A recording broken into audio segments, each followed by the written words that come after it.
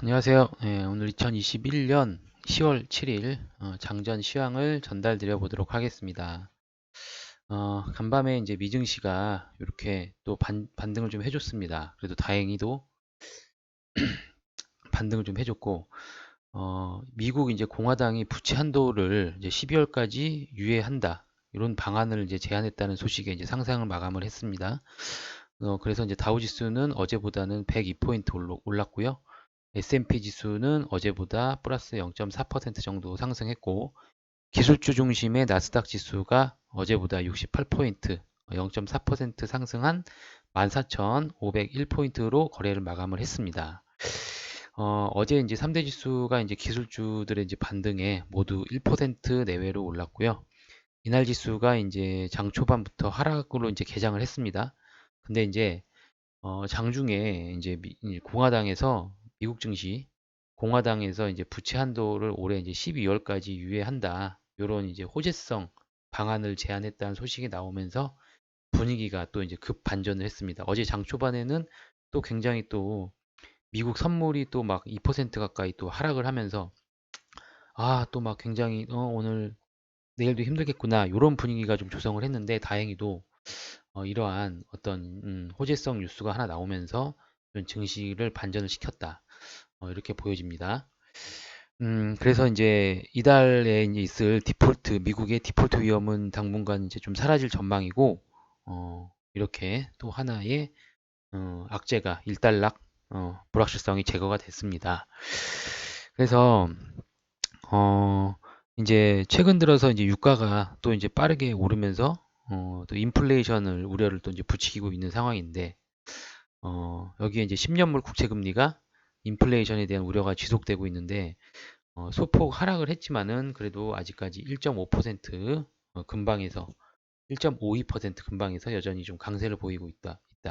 이렇게 보이고 또 이제 어제 이제 개장 전에 이제 9월 민간 고용 지표가 이제 발표가 됐는데 노동부 이제 비농업 부분의 고용에 대한 기대도 이제 커졌습니다. 그래서 고용이 예상보다 좀 강한 모습을 보일 경우에 이제 이렇게 연준이 예정대로 이제 자산 매입을 축소하는 테이퍼링에 나설 것으로 이제 전망이 되는데 이것도 이제 하나의 어떤 증시에 좀 이제 좀 악재로 작용할 것으로 예상을 하고 있고 좀 잘 지켜봐야 될 것 같습니다. 그래서 어제 보시면 이제 국제 유가가 좀 원유 재고 증가 소식에 또 이제 2% 가까이 하락을 했는데요.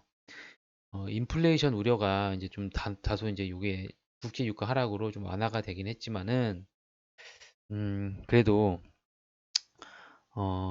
이렇게 S&P 500 맵을 이제 보시면은 업종별 이제 섹터를 보게 되시면은 이제 에너지, 자재, 헬스케어 관련주들 이렇게 이제 부동산 관련주들이 좀 많이 올랐고요. 예.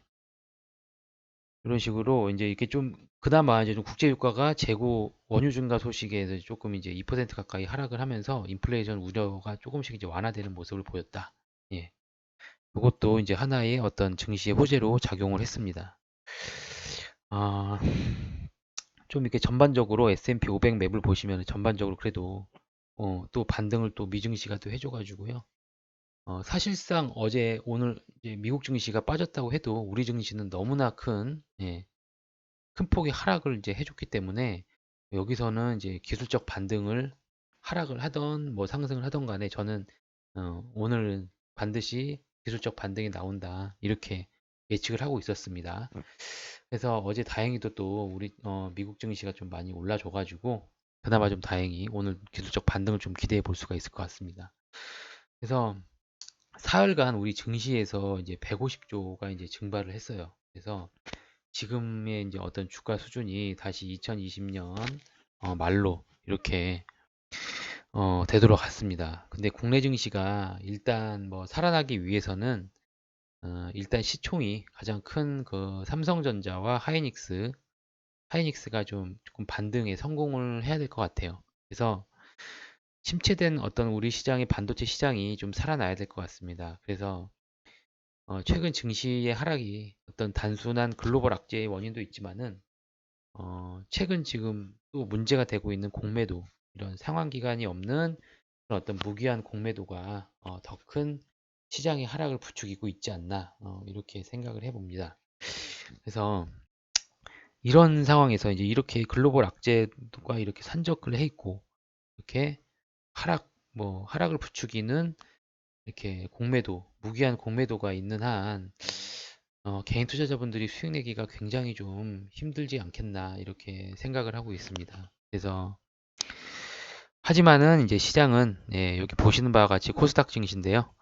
보시면 시장은 충분히 많이 내렸습니다. 그래서 충분히 과매도권이고, 어제 좀 시장의 상승을 좀 유치해 볼 수 있는 점이라고 할 수 있다면은, 특이한 점으로 이제 외국인의 매도세가 코스닥에서 고작 660억 정도밖에 안 나왔어요. 근데 증시는 어제 우리 이제 코스닥 증시는 3.5%가 정도가 넘게 빠졌단 말이죠. 이런 걸 보면은 정말 말도 안 되는 그런 어떤 수급 상황이 펼쳐졌다. 이렇게 보입니다. 어, 어거진 거죠. 그냥 시장을 그냥 개인 투자자들의 어떤 신용 물량 이런 것들을 그냥 눌렀다. 이렇게밖에 해석이 안 됩니다. 최대한 이탈시키기 위해서 개인 투자자들을 최대한 시장에서 쫓아내기 위해서 어떤 그런 공포적인 장세를 조성을 만들었다. 네, 이렇게 보여집니다. 그래서 어제 같은 경우에는 그런 수급 상황을 보면은 그냥 외국인들이 방어도 않고 무자비하게 그냥 미친 듯이 그냥 던졌다고 이렇게 보여지는 겁니다. 그래서 보통 정상적인 조정이 이렇게 나온다면은 외국인들은 이제 물량을 받아가면서 저가에 이렇게 조금씩 깔아놓고 매수를 하기 때문에 지수를 어느 정도 받쳐준단 말이에요. 근데 어제 같은 경우에는 이제 수급 상황 보시면 1,000억도 안 되는 그냥 금액으로 그냥 프로그램을 계속 돌리면서 맘먹고 그냥 눌러버렸다. 이렇게 판단을 합니다.